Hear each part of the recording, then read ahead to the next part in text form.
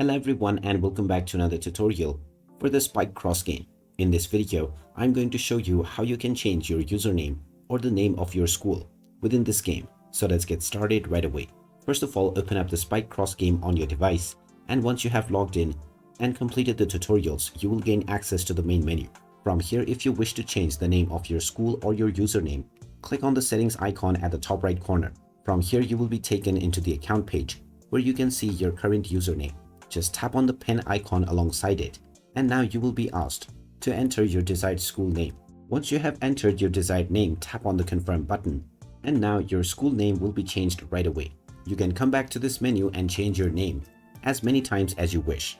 So there you have it. That is how easy it is to change your username or your school name on the Spike Cross game. If you find this video helpful, don't forget to hit that like button and subscribe to our channel for more useful tips and tutorials.